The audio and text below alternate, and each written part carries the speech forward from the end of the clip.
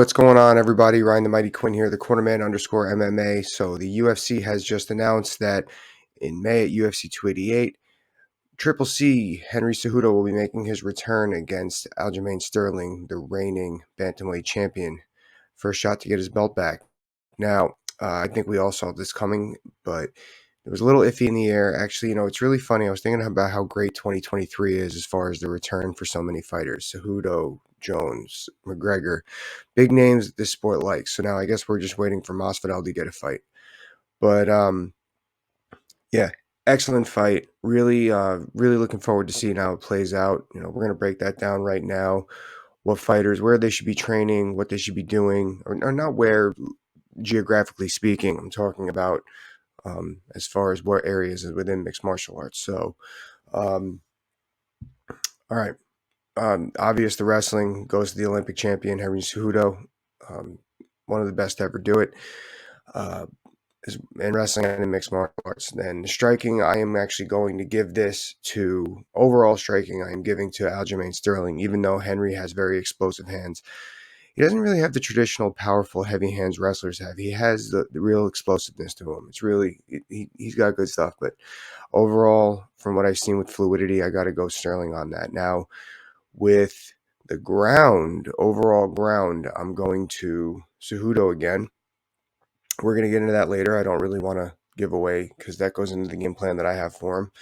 And then for jiu-jitsu purposes specifically, I am definitely going to Sterling. If Sterling could somehow make this a jiu-jitsu fight on the ground, a lot of success, and we're going to get into that later. Now, okay, how does it play out? Let's start with Aljo. So what does Aljo have to do? Now, similar to how Aljo beat on his last controversial, whatever you want to call it, how he scored in that fight is what's important. He kept distance well. He didn't get greedy. He kept his 1-2s. He threw some kicks in there, and he kept moving offline. I think he's got to do that here with the more straightforward Cejudo. The only difference is where he was doing that, playing the flirting on the tiptoe sides of the cage. I think he needs to establish the center and do a little more. I don't want to see, if I'm the corner of Aljo, I don't want to see Triple C coming in and then in that instance just rushing in with that explosiveness and then clinching him against the fence for chewing up 2-3 minutes before he gets a takedown and wins a boring round. So that's why I would like to keep it out in the open if I'm Aljamain Sterling.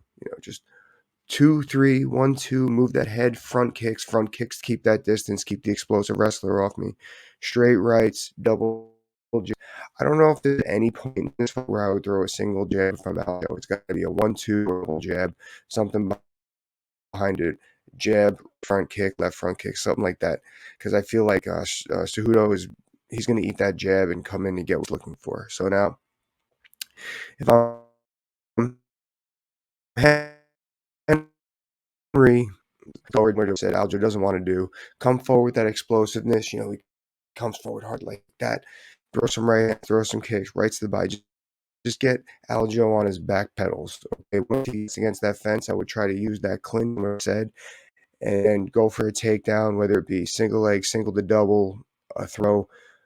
But then once I'm on the ground, I would try to keep him like this area of the fence, this area of the cage is going to be the money for Henry now, because I would want to get Cejudo. I would want to get Aljo to the ground and set up shop in half guard. Once I'm in half guard, I would just want to keep him there, eat him up with punches, those explosive hands, hammer fist, both to the body and the head. I know it might even look funny, but it does damage.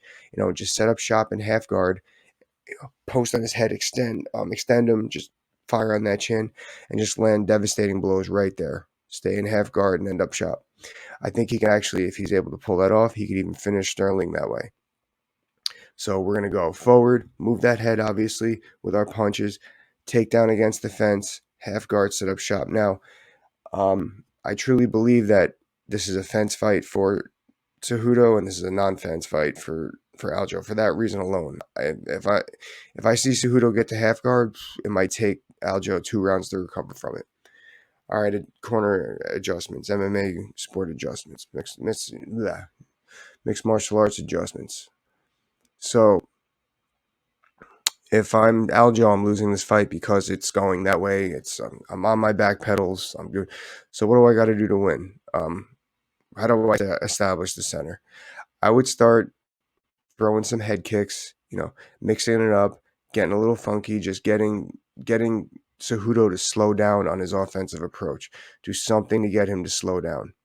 Now, let's say I give up the takedown, and similar to what I said earlier with Aljo's jiu-jitsu, I would do the best I can to make this a jiu-jitsu fight. Why is that? Yeah, you might catch him in a guillotine. Yeah, you might get him, but he's very good at taking people's back, so he might be able to get Cejudo's back against the fence, similar to how like a Charles Oliveira might, just scoot up against the fence and get that rear naked choke. But also, if you're getting a heavy top wrestler, if you're getting him frustrated with jiu-jitsu scrambles, he's going to let you back up.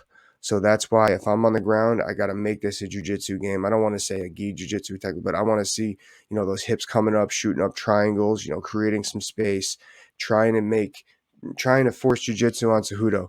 Not necessarily to hit the jiu-jitsu, but to create space, to get him frustrated a little bit, to get back up for us to reset. So I'm getting a little more active, a little coloring outside the lines with on a feet. If it gets taken down, I'm making it jiu-jitsu. I'm making that jiu-jitsu happen if I'm Aljo. Even if I'm on top, same deal. If I'm on top, if Aljo for whatever reason gets the takedown, we've seen crazier things. I'm going to start doing that jiu-jitsu. I'm not really going to try to set up ground and pound too much. Obviously, you can use ground and pound as submissions, but I'm going to try to make Cejudo get lost in my jiu-jitsu. Black belt in jiu-jitsu, use it. Now, Cejudo, if I'm losing this fight, I can't take it to the ground. So what do I got to do? Keep coming forward hard, and then keep Aljo in that 2 to 3 feet off the cage range and start lighting up punches, looping punches to score. Get some heavy shots in, try to go for the knockout on the feet. If he's losing this fight, it's going to be like championship rounds-ish where they realize we got to make these adjustments. So that's what I'm doing, like 3.5 rounds and up, 3 rounds and up. Okay, we got to start landing some power bombs. We got to start landing some shots. Feints, overhand rights, overhand left hooks, even some kicks to shut up punches. Keep them in that distance. So that's what I got, guys. Really looking forward to this one. UFC 2023 is really shaping up to be good. Talk to you later. Bye.